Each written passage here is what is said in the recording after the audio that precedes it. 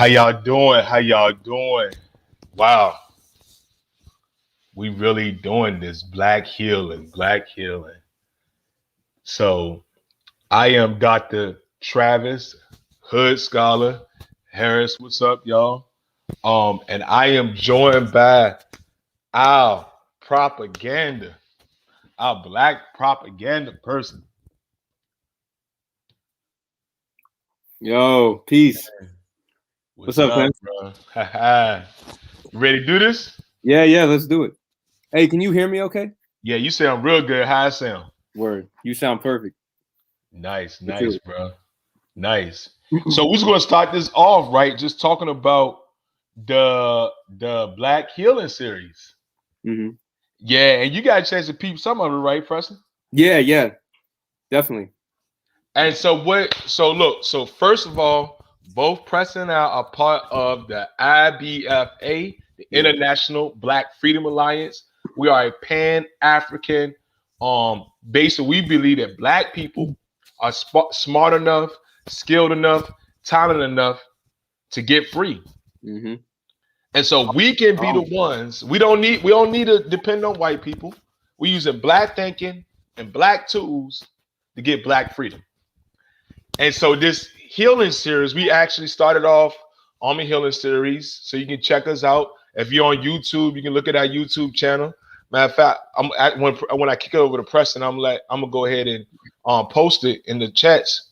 But this series, look, our foundational belief for the IBFA, something we stand on is that black healing is foundational to black freedom. Yep. As in, we can't part about the very one of the most important process, most important step, the most important things most important thing we can do to get free is to get healed. Yes, sir. So, and another very important thing, a part of the IBFA is Ubuntu. Ubuntu is this: I am because we are. And Yes. so black healing is foundational black freedom, and Ubuntu is going to be what kind of brings this whole conversation together. This is what we stand on as an organization. hmm These are not just, this is not just ideas, but this is how we live. And so if it's I am because we are, then it's I am because Preston is, hmm and Preston and I, because of who Preston and I are, is who we are as a greater black community. And then what that means, right? This is for all black people. So then we don't. So today's talk, we're gonna focus on black men, right? But let's be clear, we are black men within a black community, Ubuntu. So Yes. that means we want the whole entire black community to heal and thrive. Yo, your braids look nice, bro. Just Oh. want your cornrow. Yeah, woo! I just wanted to stop and say that. Hey, You a fool, bro. I just pulled up the definition of Ubuntu that we have. Can I Yeah, read it quick? yeah. Go ahead. It's a comprehensive ancient African worldview which pursues primary values of intense humanness of caring, sharing, and compassion, and associated values ensuring a happy and quality human community, life in a family spirit or atmosphere.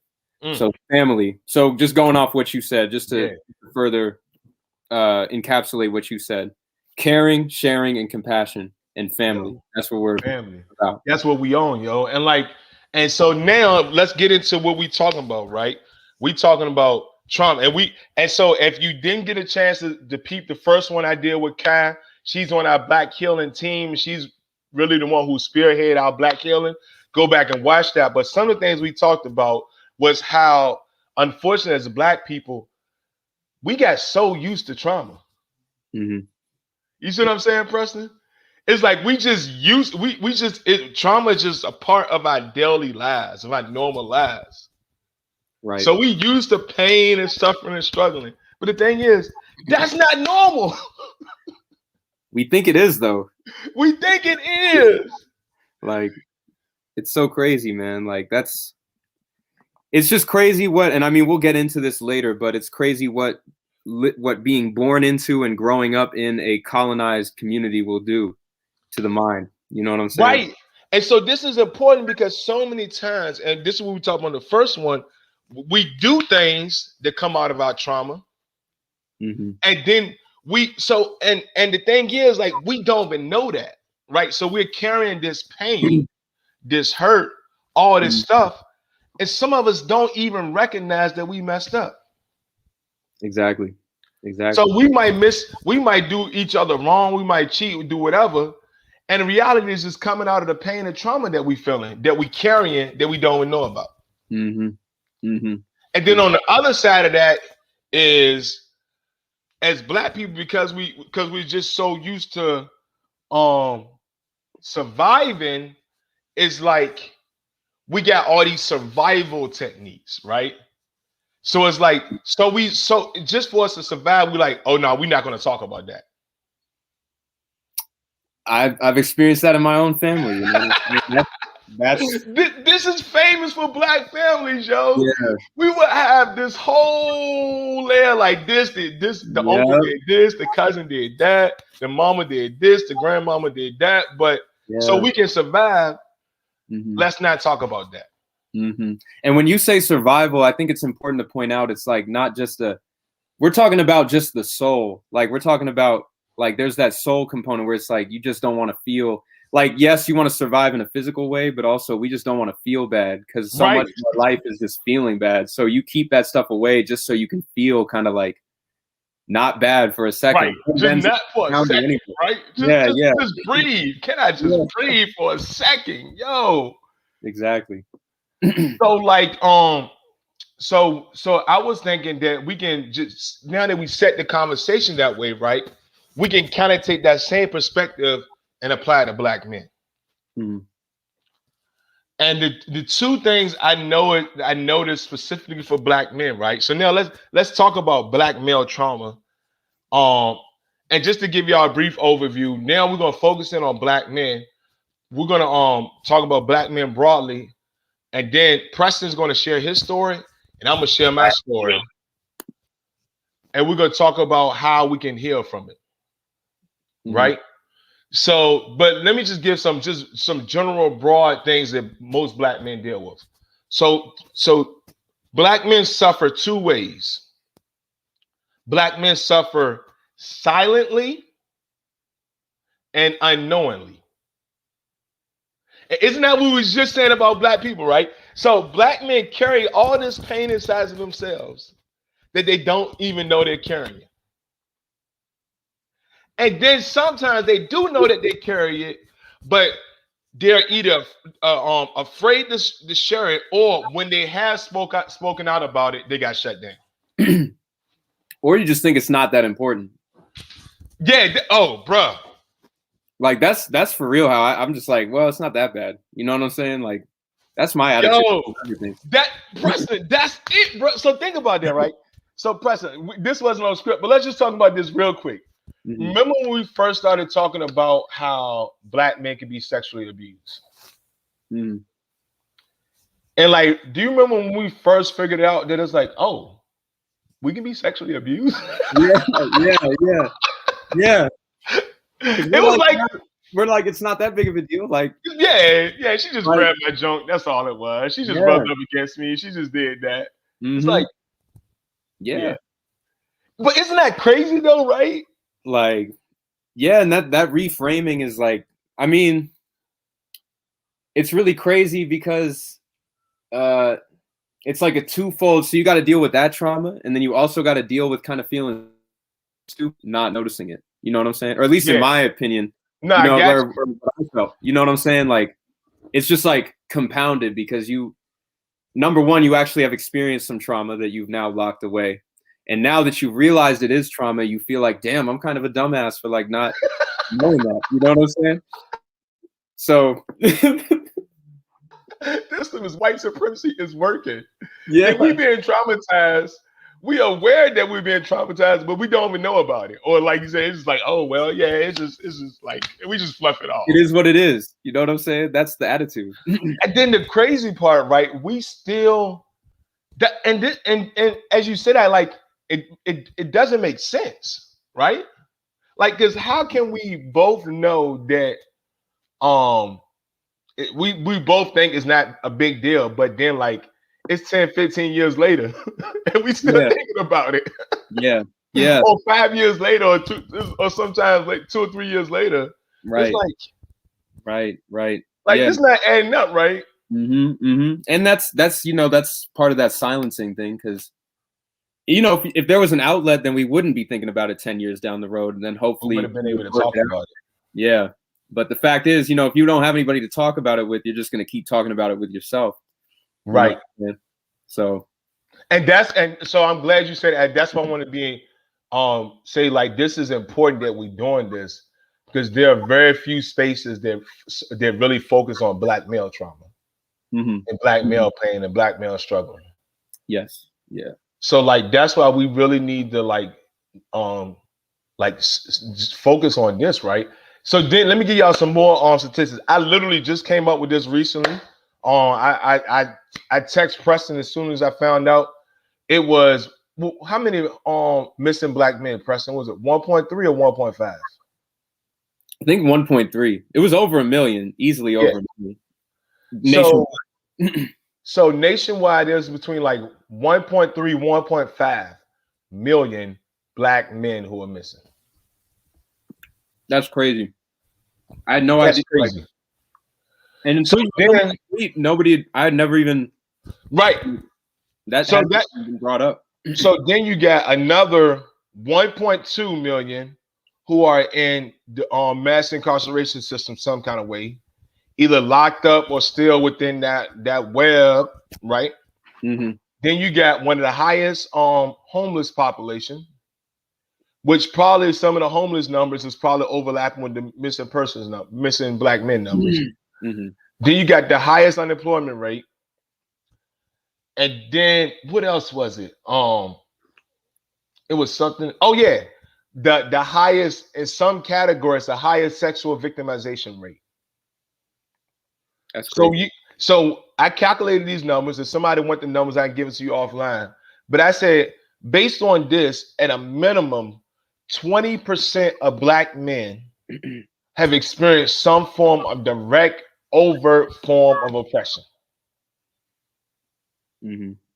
Like just straight up from incarceration. Oh, that's what it was. 50%. Right. Of all falsely accused, of the whole falsely accused population was Black men. Insane. Oh my gosh, yo. That's so crazy. So if you look at this, literally, and so we're talking about, so the numbers that if you add all that up between missing person, incarceration, all that, that's close to 4 to 5 million Black men. That's 20% of the Black male population in the United States, or 1 in every 5 Black men. That's crazy. Man. That's traumatizing, bro. Yeah. And look at how much that would confuse someone to not know that statistic, and then look at the problems. Like, once you know that, you understand issue, you can understand issues better. But if you don't know that statistic, then anybody can say, like, because the narrative about like, oh, Black men aren't in lives, like, oh, Black men and all this stuff. And like, if you don't know the statistic, you're more apt to believe that shit. Yeah. See that? I mean, you see that on Twitter and stuff. Right. You see it. But it's like he actually might be missing, or exactly, locked up, or like, right? It's like, dang, yo. Right. And so the Black man who was literally suffering, who's literally overtly been oppressed, is also being blamed for not being present based on his oppression. Right. That's crazy. So speaking of the falsely accused, then. Let's go ahead and jump into your part of the story, Preston. All right. So, all right. So hold on. Let me prep this. Preston, this is your first time talking about this, like, publicly? Yeah. Yeah. I don't even think, I think only my, like, it's probably some of my friends that are watching this that don't know about this. But, yeah. So this is my first time. So bear with me if it's a little slow. But, yeah. And Preston, also, you don't have to only share what you feel comfortable sharing too. Oh yeah, yeah. No, definitely. So I went to the College of William and Mary when Travis was teaching at the College of William and Mary, or actually in the PhD program. But he was a mentor to a lot of us Black students. So that's how we met originally. Actually, we met on the basketball court. He was rocking a red, black, and green chain. It was crazy. He had this whole outfit on. I was like, damn, he's fly. But anyways, so that's how I met Travis. But at the college, my fall junior year, I was at a party. It was Halloween, and I ended up hooking up with a girl. Exactly, Tori. But I ended up hooking up with a girl, non-Black girl, and I know, I just shouldn't have done that. You know what I'm saying? I know. But anyways, you learned your lesson now. So I hooked up with this girl. Didn't think anything of it. You know what I'm saying? And then a couple months later, I start getting DMs from her boyfriend, supposedly talking about, oh, I'm gonna kill you. You know what I'm saying? You assaulted my girl. All this stuff.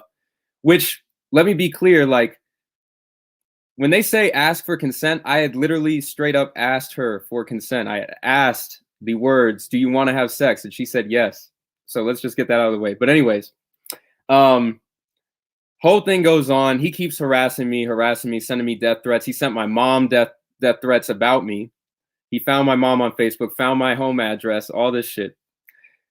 And then finally, the administration comes to me with an investigation, Title IX. So, and I also want y'all to know that he was the girl had never filed anything. This was all the boyfriend that was doing this with administration. So, but anyway, I become a part of an investigation. Of course, it's a small school. Word gets out that Preston is under an investigation for like sexual assault, which is crazy. So, how I dealt with this trauma, it was very traumatic, obviously. When I went to see the dean, as soon as I was done talking to him, I decided, you know what, I'm not telling a soul on this campus anything that's going on. And I'm not telling my parents.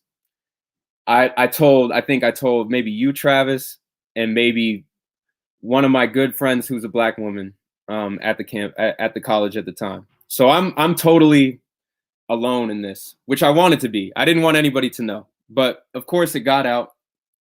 And I started to notice over time. So as things were going on, you know, I was struggling with the, signs of depression that anybody with depression would show. I wasn't sleeping. I was sleeping an average of 1 to 2 hours a night. I wasn't eating at all. I couldn't focus on schoolwork. I wasn't going to class because I didn't want to go outside, to be real. Like, I didn't want to go outside at all. I stopped going to all my clubs, stopped making music, which I'm a musician. I'm an artist. I stopped all my art making. And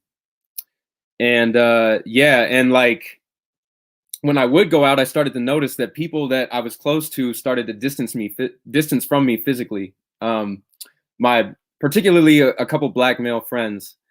And if y'all are in here by any chance, like, just know that it's all love. I'm not blaming y'all for anything. But I started to feel this kind of like alienation from the people that I felt were close to me. You know what I'm saying? And so I kept retreating into myself. And it was a real hard semester. You know what I'm saying? That was also my hardest academic semester. That was the same semester I took this really intense class with Dr. Michael Blakey. He's a really esteemed professor. So that was the same semester I took that, Travis. Think about that shit. Like, I was doing all that man's work with this on my back. But yo, that was like a double punishment, yo. Bro, that was insane. Like, so needless to say, I was struggling a little bit. And like I said, I told Travis, I told actually two of my Black female friends. And what had really hurt my heart was that the friends that were distancing themselves from me were Black men. That I thought they had known me to the point where they would know that if I'm getting accused of this, there's something up. Like, he's not that type of person. So that was what really hurt me in the end, was not this whole process, because I knew I was innocent. I knew I was innocent. So I was not morally, anything like that. It was the alienation I felt from the community that I thought I had built on campus. And that continued, you know what I'm saying? And even when I came back, so I got suspended, I came back, and even when I came back, things just didn't feel the same with some people, even though at a certain point, those male friends came to me and said, hey, we get the whole story, we heard. Luckily, another black male friend of mine had set people straight, had given them, because I had eventually told him, because everybody was like, bro, what is wrong with you? You know what I'm saying? Because like, I guess I was showing signs of like being messed up or whatever. But so luckily he set them straight. But even after that, things weren't right, you know? And honestly, I felt resentment for a while for that, because I'm not that dude, you know what I'm saying?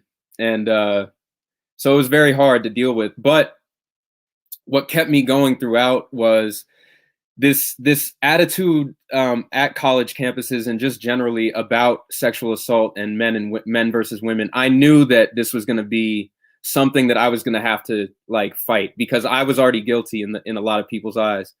Because honestly, I knew how I saw this issue before this happened to me. And I would have seen something and probably thought, okay, I got to believe the woman first. You know what I'm saying? So that was also on my head the whole time. I just thought, all right, everybody's against me. I'm just going to have to accept that, you know?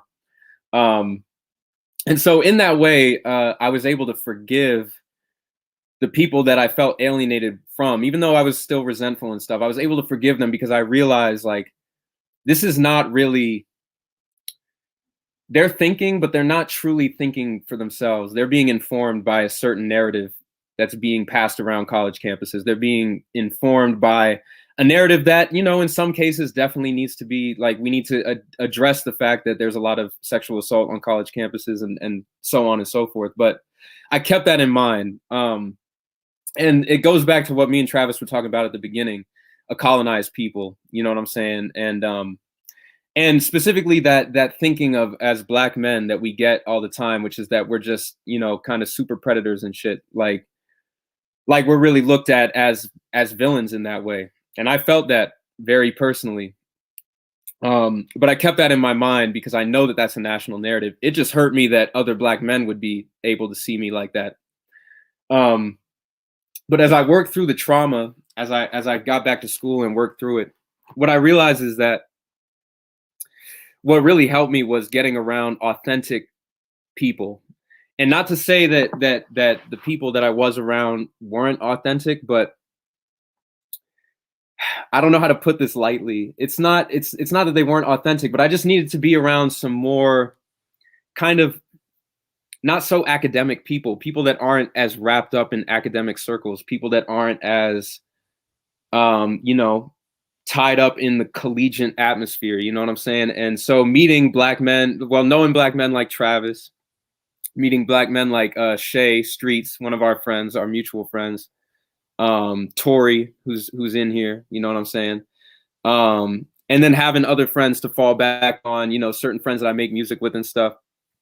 That's what really got me through it, was reforming my community around people that I feel like I can actually trust. You know what I'm saying? I realize now that maybe I was a little bit too open with myself. You know what I'm saying? Which I hate that we have to be like that as black men, but that's just the case. That's how I feel. You know what I'm saying? You got to really protect your energy. Yeah, non-liberal folks, and also, you know, just like people that are, if I want to put it bluntly, just people that are wrapped in like Western white thought. You feel what I'm saying? That don't realize it. You know what I'm saying? That are just a little too close to all that stuff. So Preston, let me yeah, because I'm like, so because I'm thinking about how, because bruh. Did you know all this? No, I'm just saying you just dropped a load. Like, my bad. I'm sorry. No, I'm just thinking about from the listener's perspective that they'd be like, "Whoa!" Oh, I'm like, sorry, y'all. I'm sorry. I didn't mean to ramble on and on like that. No, not rambling. It's just that it's a lot to process. Yeah. So let me slow it down. Just so first, let's start with this point. Now, because you kind of said this already, we both was there. Yeah. Believe the woman. Yeah. Yep. Believe the woman. Right. Yeah. And so this is the chance we finally get to hear the black man speak out. But how many times have we seen a famous person or somebody else, and it's like, oh, he's guilty. Yeah. We don't know anything, but it was like, oh, he did it. Yep. And literally, so and this is why, right? 50% Yeah. of the falsely accused is And I black men. apologize, but like this is like I might just be it might be the nerves or whatever, because like I said, this is my first time talking to this. But yeah, bro, like I was there, you know what I'm saying? And I want to be clear, like it didn't change my perspective. It's not like now I'm like, oh, I hate, you know, I'm never gonna believe a woman. Like I hate, you know, Right. all women that do this. Like I'm just saying that it really reshaped how I think because, bro, it happened to me. You know what I'm saying? Like I don't, you know what I'm saying? It doesn't get much realer than that, you know. And it made me just rethink. Like that was part of the process. Was I was rethinking like how I go about dealing with this issue, and slowly realizing how no matter what way I turn, it's being informed by non-black people, like telling me how to feel. You know what I'm saying? And the other thing is, like I just said another way, it's just that I would like for us to get to the point where if it's a black man, it's like we are guilty of proven innocent. Right. It's like the expectation is they did it. The first thought, they did it. Right. And that's what I'm saying. Like, can we get to a point where we wouldn't, just because somebody making an accusation, doesn't mean in and of itself that it's true. Yeah. See, that's all it takes for us. Right. Just an accusation. Right. Yeah. And so I know I dropped a lot, but just to summarize it, like basically. So hold on. So oh, my bad. Yeah, no. So I can ask you questions. Because I'm thinking about what the audience might think, right? And actually, for those listening, if anything is unclear, y'all can ask a question too. So how was it? Like, so listen to what you said. So you had to leave campus for a semester. Yeah. I'm just asking this because I remember this. I remember this was crazy. Yeah. Like you had to leave campus for a semester. You had to come back, and then you had people who you thought was going to hold you down, not hold you down. Yeah. Talk about that. Yeah. First off, let me just tell you, bro, like I've been in real trouble with the law. Not any real trouble, but I've had community service before. They gave me like 3 times the amount of community service that I've ever gotten for anything. Like I got 75 hours of community service. They were trying to make me quit school with all the shit they gave me. I did it in 2 weeks. I did it in 2 weeks because I was like, fuck the school, bro. You guys cannot make me quit. I'm doing this in 2 weeks. But when I got back, it was just like very, to be honest, man, like it was just a continuation of how I had felt previously, which I didn't expect, you know what I'm saying? I really expected to have that time off and come back and things to reset, which was naive of me because like that's not, you know what I'm saying? That's not going to happen. But it was just heartbreaking, you know what I'm saying? And like a really stressful time. Like I don't know how to really describe the stress that comes from not wanting to go outside. But you say you was only sleeping for like how long? Like like an hour or 2 a night. But that was the semester I was dealing with it. You know what I'm saying? I will say I don't think my sleep has ever been the same since that semester. Like I sleep on average 3 to 6 hours a night now. That's crazy. But did you ever have those time periods where like you just couldn't, like you weren't asleep, but you just like stuck in the bed, like you just couldn't get out of bed and just do nothing? Oh man, I missed whole days of school because I wouldn't get off the couch. Like, and you know, and like this is the thing. Like people don't think of like. People always think of black men just being so big and strong and powerful, and not the fact that we can be victimized and just have those levels of depression where we can't even get off the sofa. Yeah, bro. Yeah, I wasn't. I mean, like I said, like it was, you know, it was bad. I probably lost 15 pounds. Like you know what I'm saying? You were already small. And I was already skinny. You know what I'm saying? I'm already a skinny dude. Like. I lost like about 15 pounds. I lost a lot of opportunities. That was a great semester. Like I was in a bunch of clubs that were taken off and I just couldn't do anything. You didn't ball as much either, right? Didn't ball as much. I just wasn't outside, bro. I didn't go to. And so people who don't ball, y'all might not understand this, but it was hard, man. That was hard. That might have been low key. Not being able to ball and not being able to make music was like the 2 worst. Those are my outlets, especially at that time. Like, at that time. Because here's the other thing people don't get is like at a PWI. All your homies, all your niggas, you know what I'm saying, are at the fucking gym. Like that's where you see your people. Either they're at the cafeteria or whatever. Like that's a place I could go and I could be like, I'm seeing all my friends at once. Right. So like to not have that, bro, is just like, it was tough. It was really tough. Like, and to be real, like I don't know if I've truly sat back and just thought about how bad that was. I've forgotten some of it too. Like I don't remember. So you haven't even been able to fully process the trauma.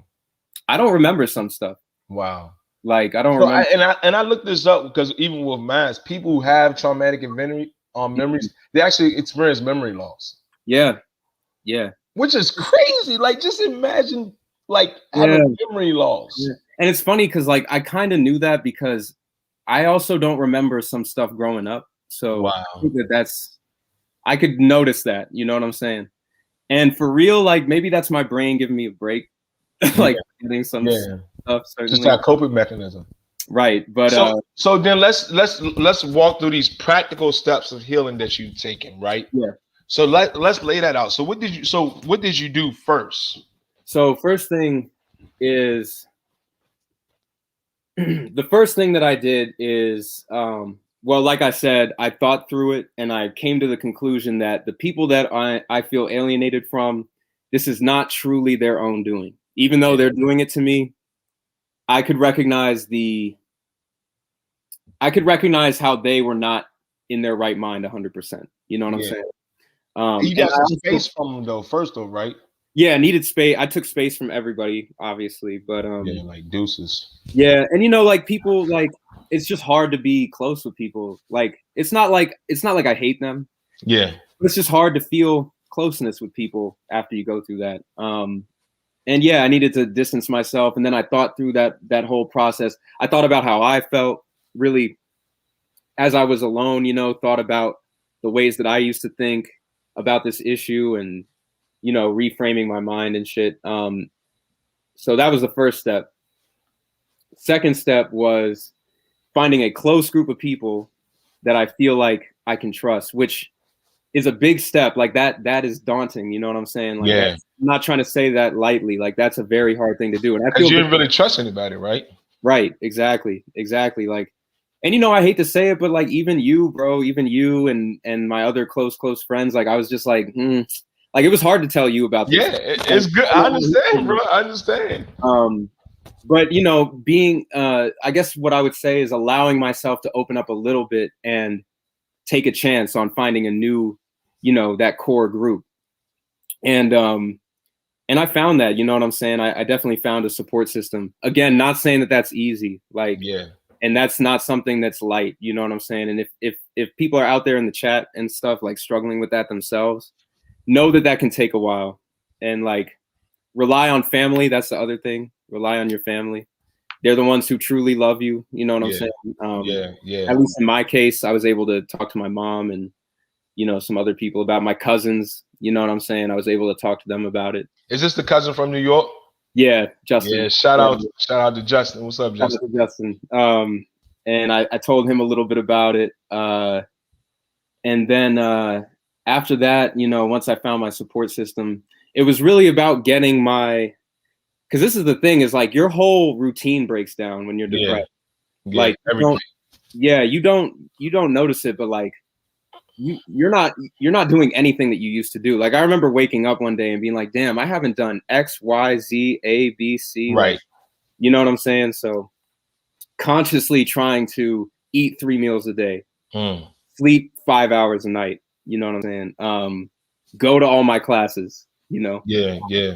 Pop out in public and try not to feel scared. You know what I'm saying? Right. Like just start trying to push myself. You know what I'm saying? Go to Wawa and get some food. You know what I'm saying? Yeah. Like go places where I think I'm going to see people I know. Cause I was avoiding all those places, you know? So, so I took those practical steps like that. And then, to be honest though, man, like, I'm glad I graduated, because like that whole environment like just was not the same, you know? And so I think the last thing, or maybe the first thing, you know, depending on what your situation is to just physically remove yourself from the environment that you were in. Like, like that physical space, because it's a lot of demons there, you know what I'm saying? That, you know, you turn a corner and all of a sudden you see like like I turn a corner and I see a place and I'm like, damn, that's where I saw That that. reminds you, yeah. Yeah, that, like, you know what I'm saying? So Yeah, that's good, yo. So for those who listening, like, these are very practical steps you can take. First, separate yourself from the people, from the situation. Get to yourself. Start mhm, your own reflection, meditating, mhm. exercising, doing whatever you can. Sometimes it's just surviving too, right? Yeah, Because yeah, some, like, you didn't. This isn't an easy process. yeah, no.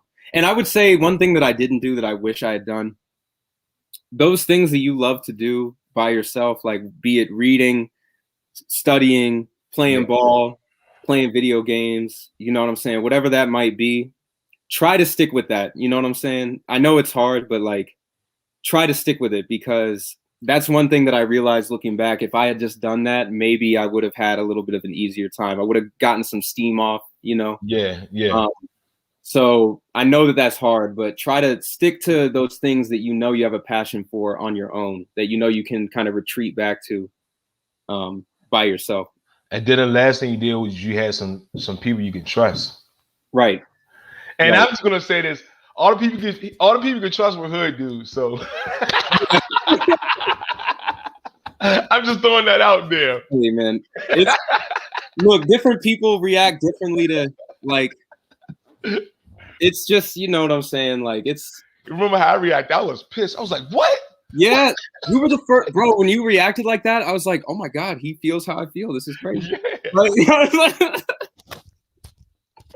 yes, bro. Yo, Nah, that, like, you know, it was tough, man. But it was like, yeah, at this point, I can say confidently, like, now, you know, lingering effects, just to sum it up, lingering yeah, effects for a long time. I was sitting there thinking, damn, what could I have done differently? I'm talking years, yeah, yeah, you know, yeah. months and years after. What could I have done differently? You know what I'm saying? Staying up at night thinking about, you know, what could have happened or whatever. But you know what? Like, I'm a soldier, man, and I made it. Yeah. You know what I'm You saying? made it through. That's and thank you to you and to all my, you know, I wouldn't have done it. I couldn't have done it alone. So Yeah, thank you for my support system. But at this point I can confidently say, like, and this is another step, because I'm telling you all this. yeah. Go public with that joint. Exactly, exactly. So when you finally get to that point where you feel like you can speak about it, you know what I'm saying, you'll know you're at a new point in your recovery process as well. Yo, Yeah. yeah. I mean, it's just that, like, bro, this is real, yo. Like, this is real talk. Like, and this is the story. Like, I mean, I feel, of course, I feel like a lot of stuff. I feel like everything we talk about needs to go viral.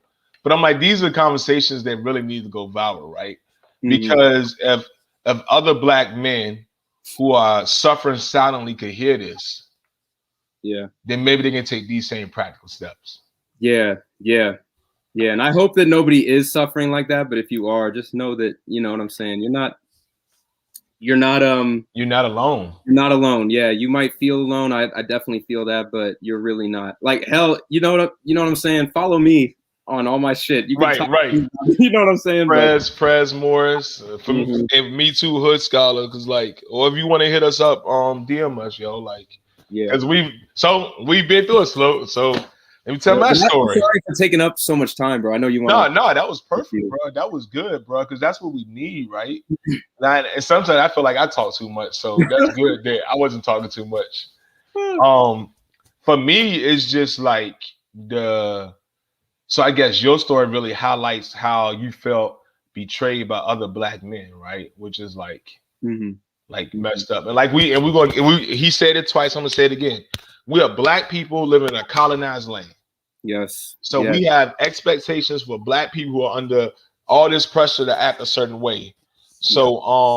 So to answer the question that was raised, like, this is a systemic problem. This is a problem where, like, our enemy, like Press's enemy wasn't those other two black dudes. Hmm. My enemy, and what I'm about to talk about now, our LGBTQIA folks or black women, is a system of white supremacy. Facts.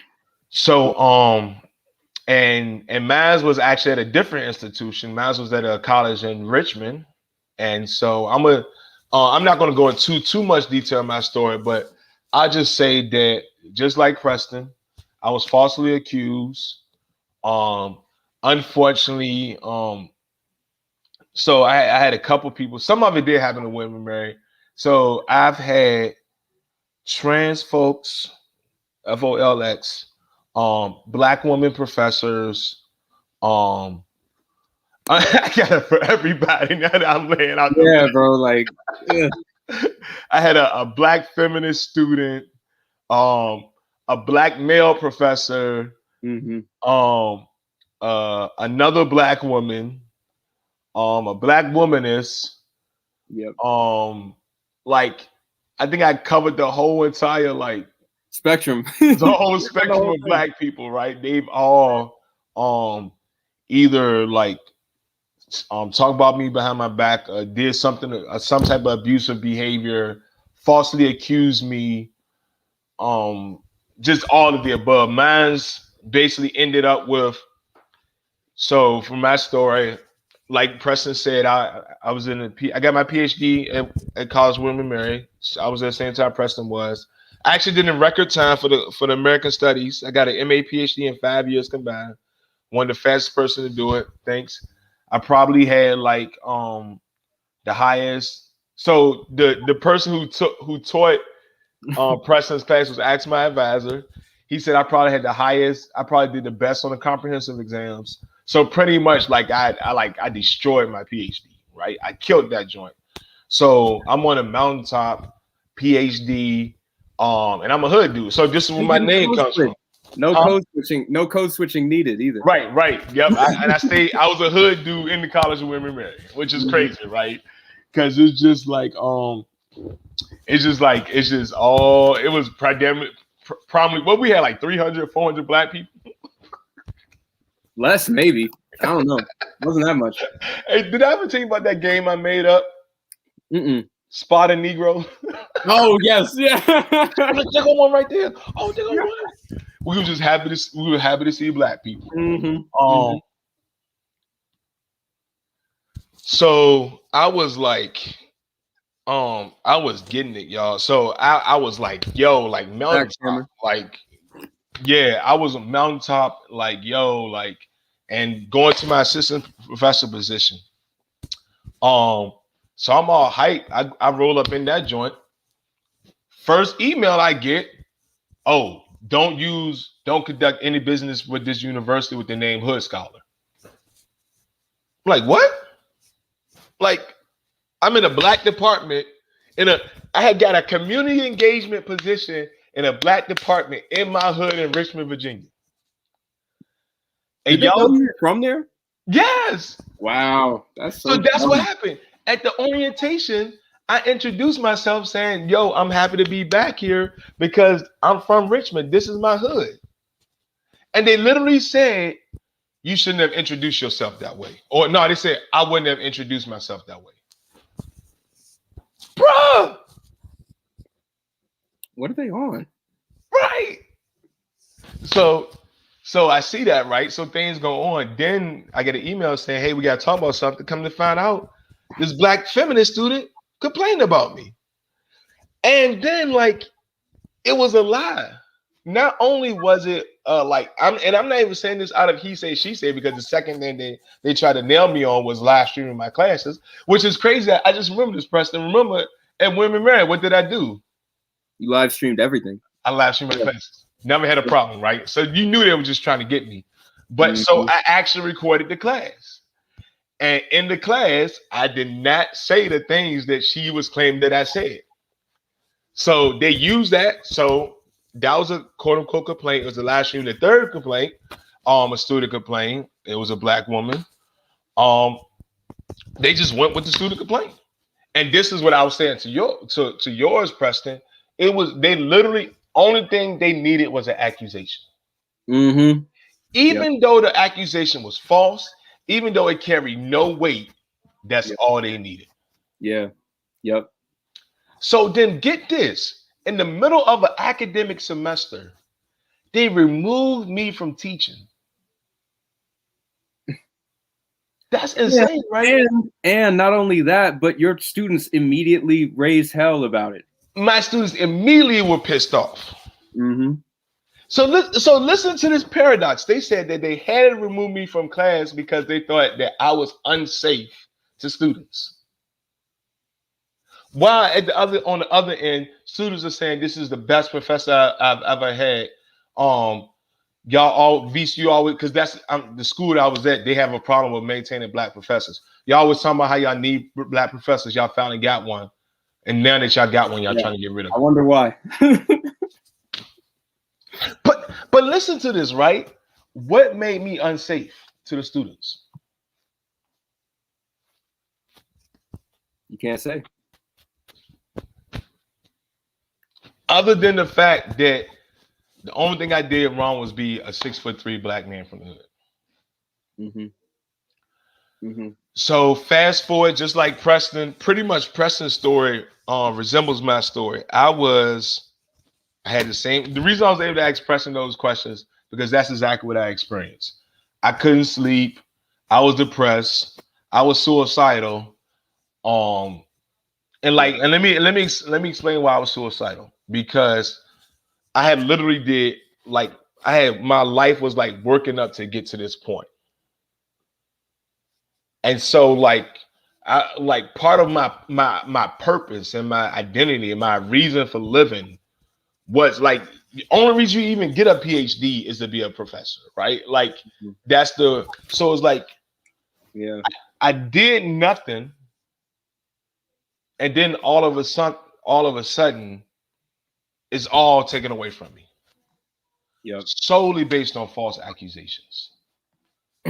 So I was done, bro. Like I was suicidal, literally just trying to like make it to the next. Sometimes it was just like, let me just make it to the next album, right?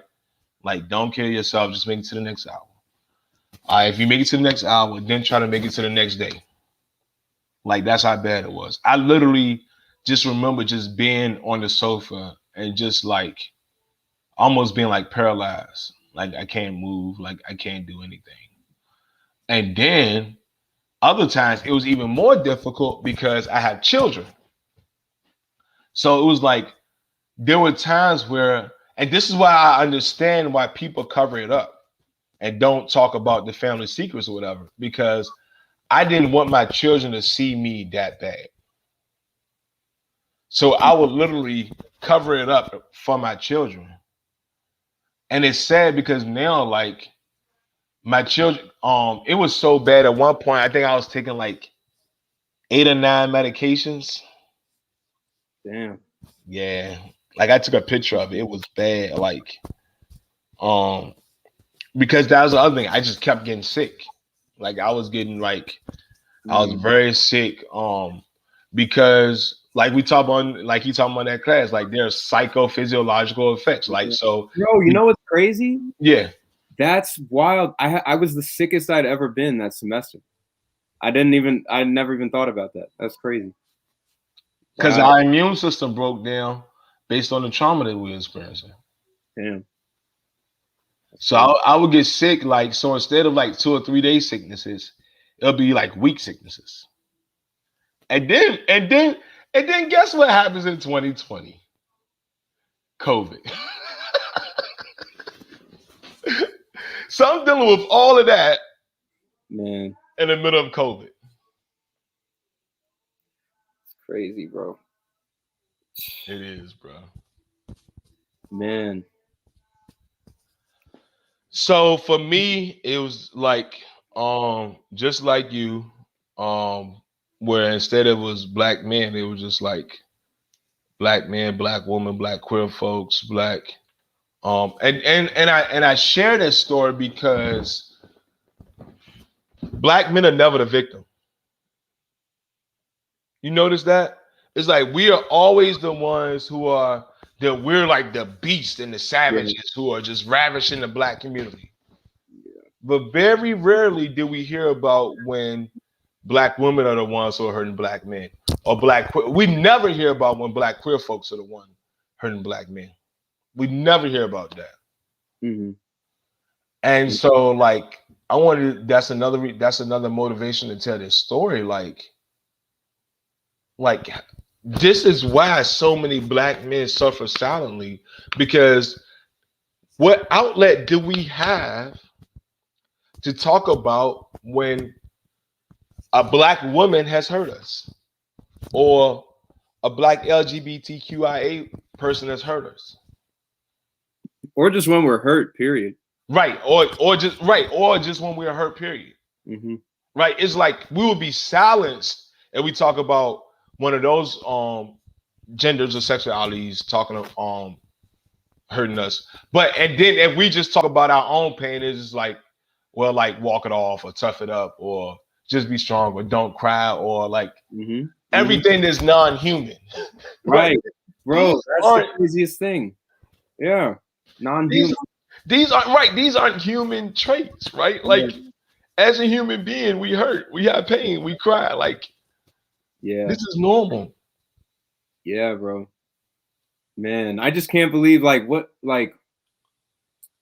so when you were at that lowest of low points, like, and you were making it hour to hour, like what was it the thought that you were going to get your job back? Was that what was pushing you through? Was it your family? Like, what was that one thing that you were keeping in your mind? So a couple of things. One, it was my son. So he was born a week before I was removed. So it was like now, like I already had two daughters who meant the world to me, but now it's my son. So now I had 3 kids, and that's what was able to help me save face in front of them, because like they gave me enough motivation to do what I needed to do. Yeah. Yo, Travis's kids are dope, by the way. He's got awesome little baby girls. They're great.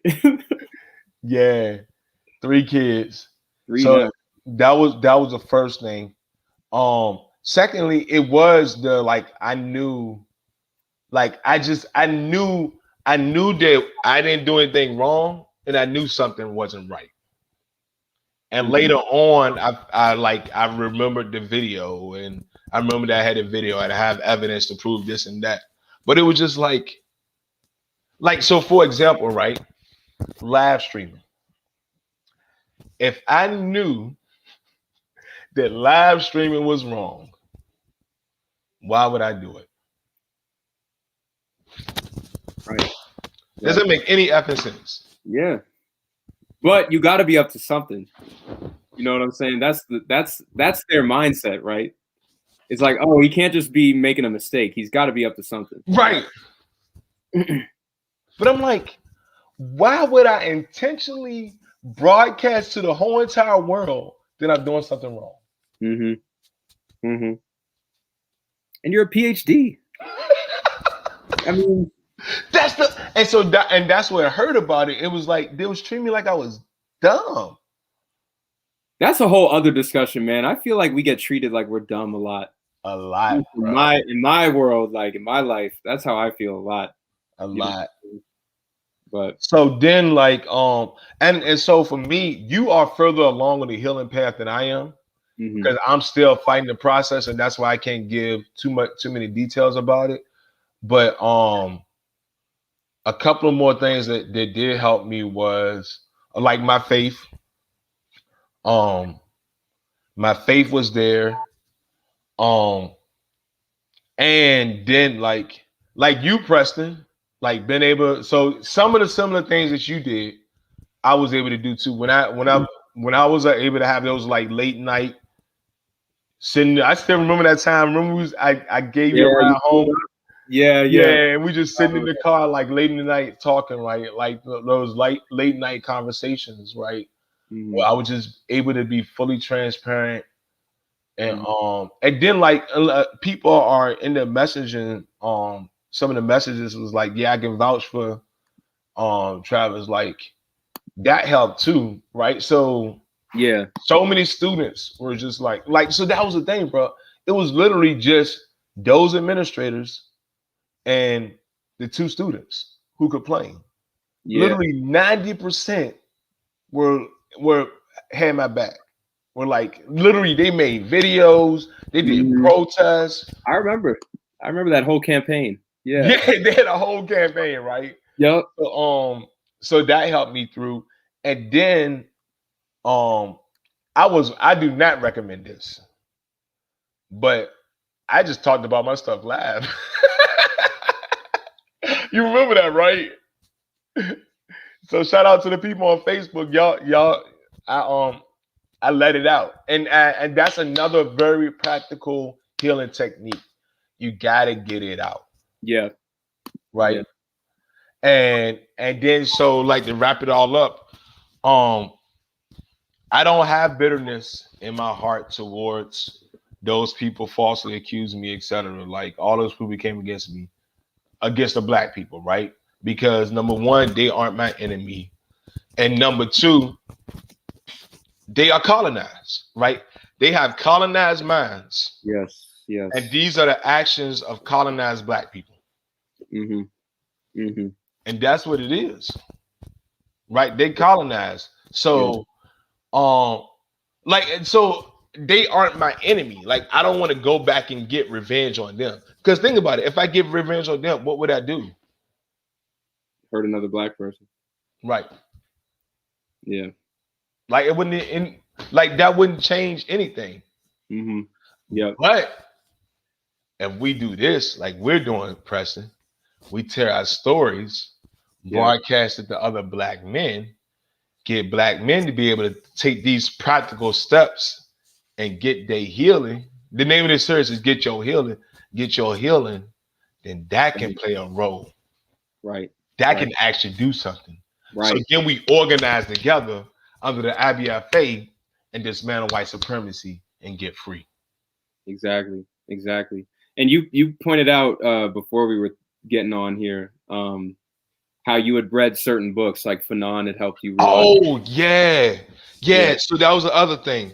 So it's funny because in that class, I went over Césaire and so the question is because they don't have the power, right? Like you're seeing questions? Because I'm not seeing anything. Are people did you check Facebook and Oh, this is everywhere. Hold on. Okay. Let me open up Facebook. I didn't know we were on Facebook too. No, look in the chat box in StreamYard. Oh, I'm not seeing. Oh, comments. Oh, hey, peace to the chat. I did not notice this. Yeah. How are they not your enemy? They are consciously aware of. Well, are you going to answer that one? You want to? You go ahead. You go ahead because you were going to break down Césaire and Fanon and them. Yeah. So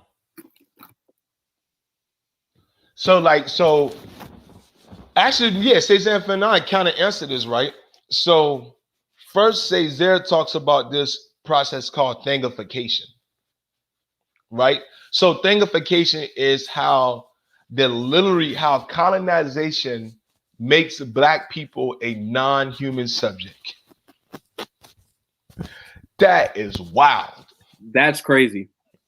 That's crazy. Because what did you say at the beginning? What did you say? You said we are expected to exhibit non-human tendencies. Right. Oh, yo, I didn't even think about that. Yeah. You exactly right. So yeah, as non-human subjects, we're not supposed to cry. And we're not supposed to show emotions. Exactly. It's all of that, right? So Césaire talks about this process of thingification.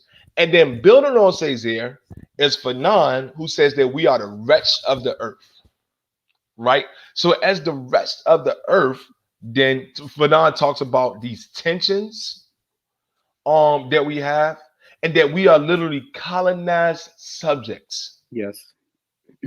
So it's like the very essence of our humanity is being wiped away.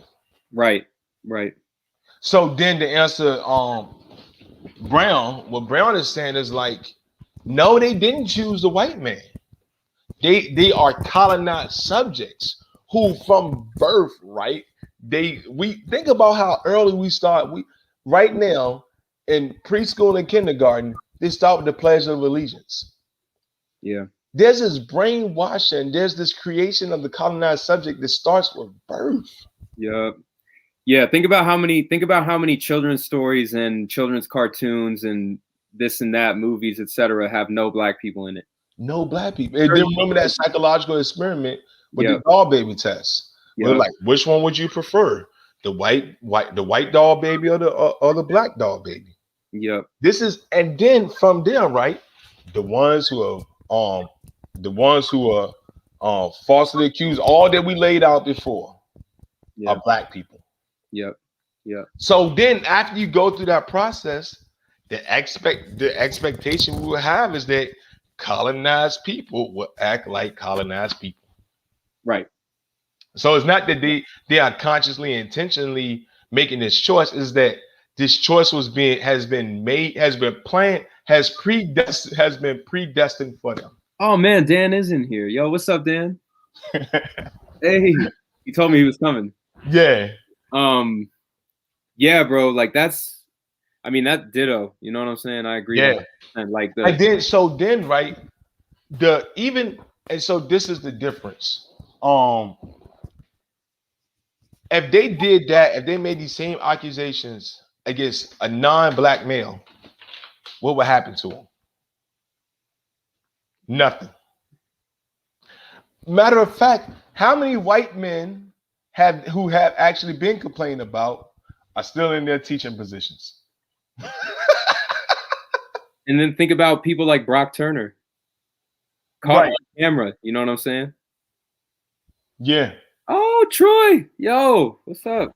Yeah, that's crazy. Caught on camera. And at my institution, there are people who literally have like sexual assault allegations against them. Mm-hmm. And these are white dudes, so right, they're not false. I want to try and answer Cameron, because like I feel like you got a lot of anger coming through, and I'm not trying to say that you don't have a right to be angry, but when we talk about Ubuntu and everything, just to get further along with what Travis is saying with Cesar, and so that's the foundation of how we've gotten over our trauma, right? Is realizing that we're a colonized people.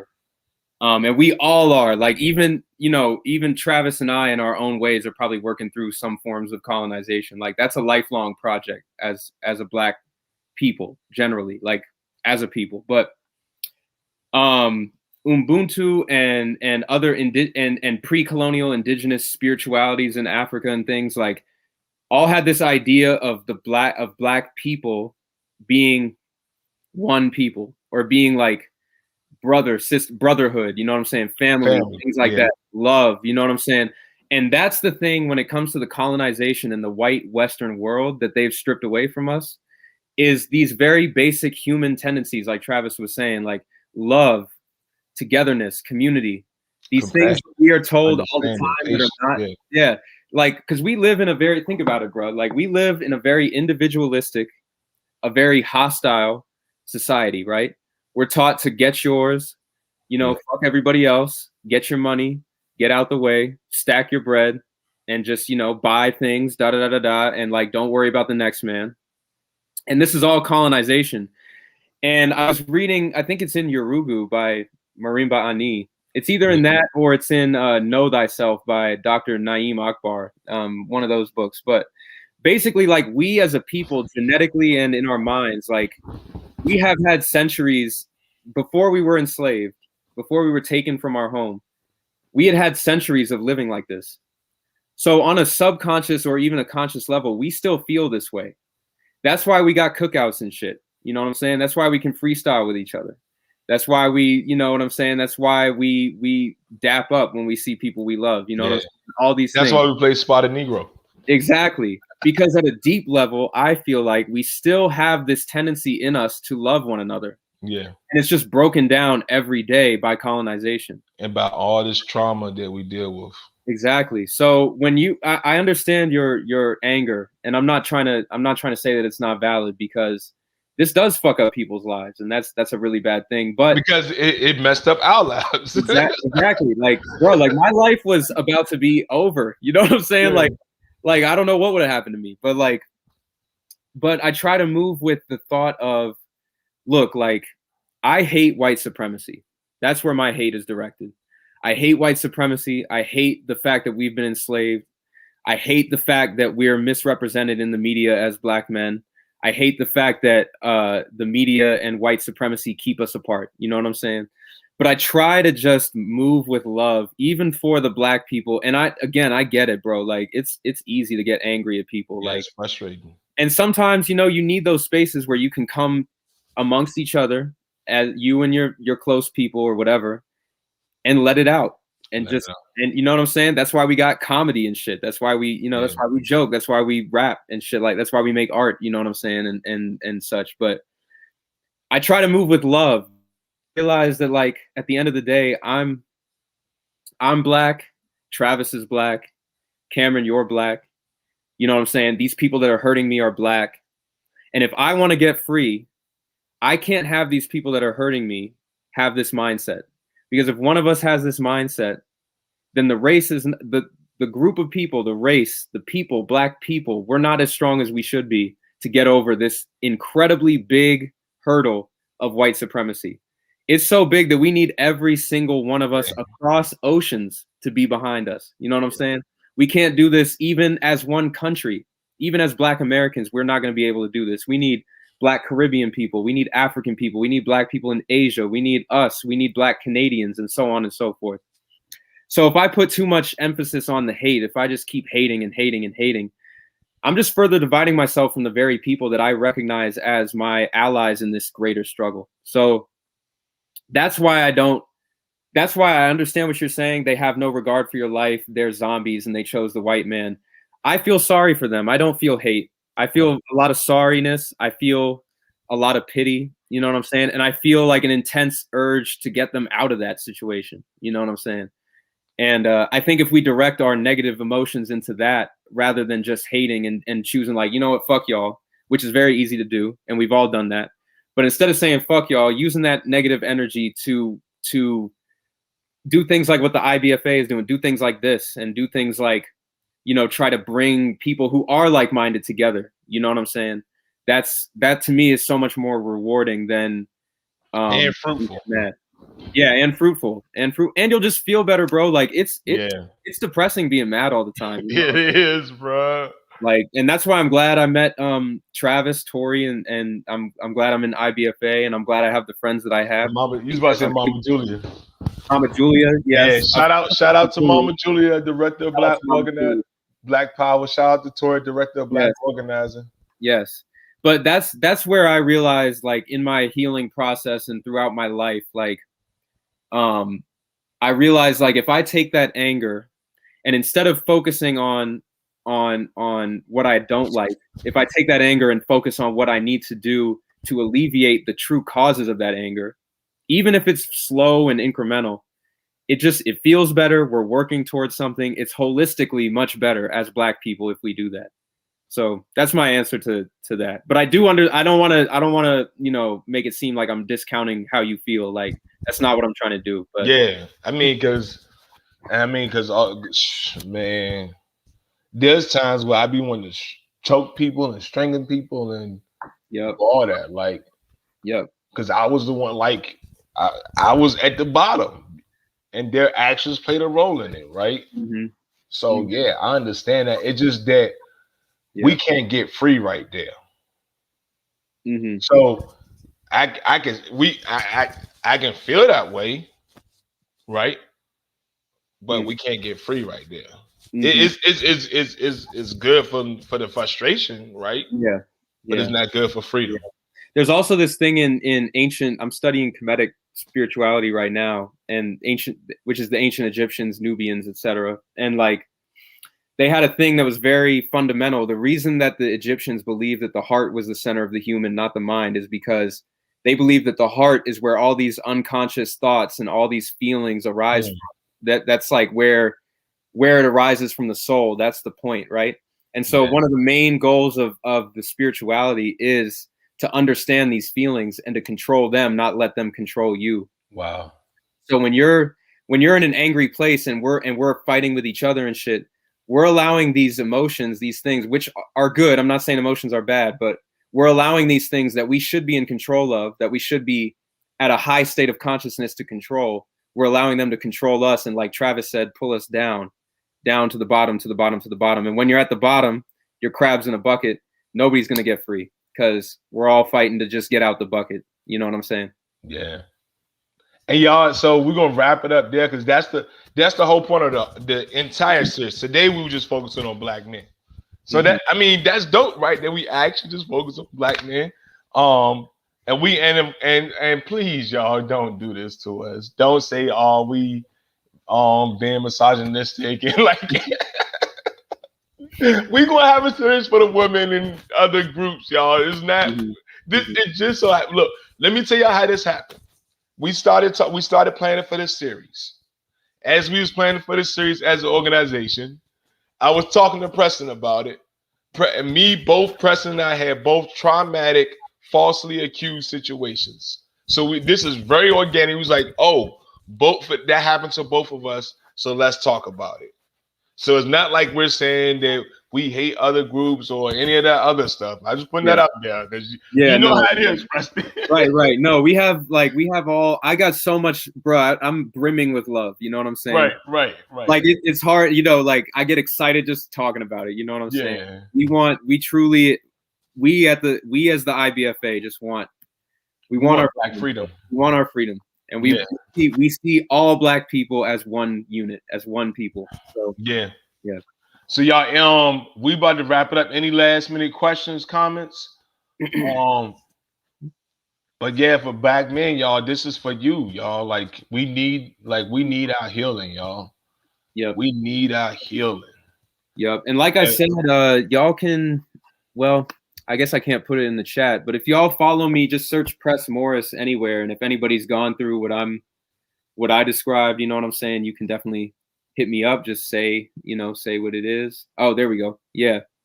You can hit me up if you want to talk about it or whatever. I sincerely hope no one's going through that, but I know how based on the numbers, somebody might. 1 in 5. Yeah. 1 in 5. Yeah. That's crazy, yo. 20%, bro. Yeah, that's wild. That's 1 in 5. That's crazy. Yeah. That is so crazy.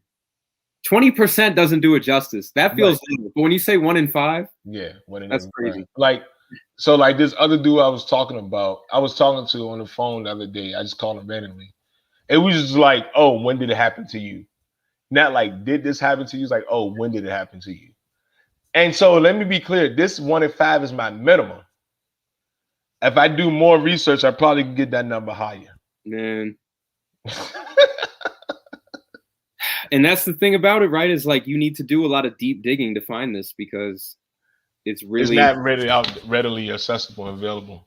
Right. Yeah, yo. Yeah, man. Well, you know what I'm saying. It's just like